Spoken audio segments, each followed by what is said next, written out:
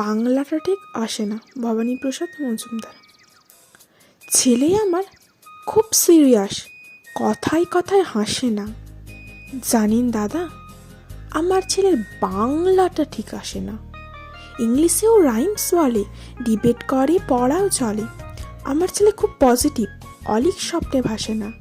জানেন দাদা, আমার ছেলের বাংলাটা ঠিক আসে না।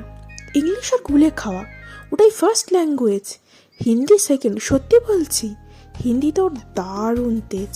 কি লাভ বলুন বাংলা পড়ে, বিমান ছেড়ে ঠেলায় চড়ে।